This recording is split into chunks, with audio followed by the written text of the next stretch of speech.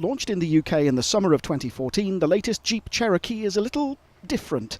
The signature 7-slot Jeep grille is still there, but the square boxy design is gone. The front lights are now arranged vertically, while the body is a lot curvier than any of the previous Cherokee models. To be honest, the styling falls into the love it or hate it category, although Jeep hopes prospective buyers will be able to see beyond its looks.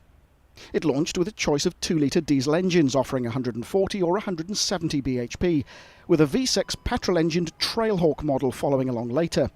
Lifting the powered tailgate revealed a nice touch, a reversible rubber boot liner, while the 591-litre boot expands to a total of 1,267 litres of available space when you fold the rear seats.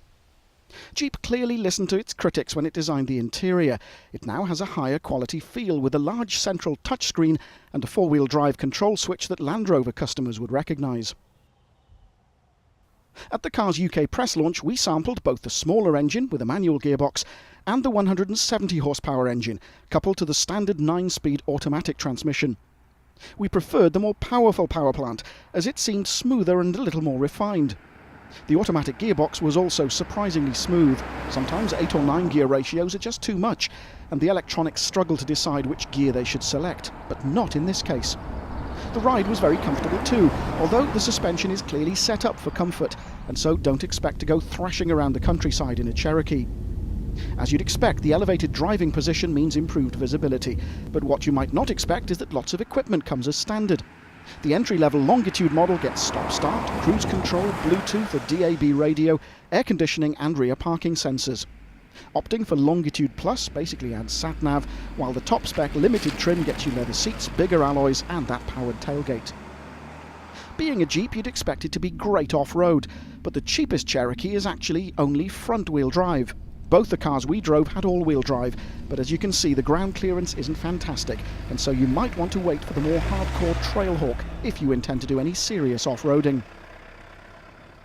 The Cherokee might be something of a compromise when it comes to the soft stuff, but we coped with far tougher conditions than most people who buy a 4x4 ever will. We didn't attempt any towing, but horsebox, caravan or speedboat owners should be more than happy with the Cherokee. So, who will buy one? Well, Jeep is proudly targeting everything from Audi and BMW to Freelanders and Nissan Qashqais. The new Cherokee has definitely moved up market compared to the last model to wear the badge, with the higher quality interior a clear sign that Jeep wants to be taken seriously. Yes, there are cars that offer a more sporty drive, but that's not the point. The Cherokee is more of a comfortable family cruiser that's almost as happy off-road as it is on tarmac. That puts it squarely up against the likes of the Land Rover Discovery, but the Jeep is thousands of pounds cheaper.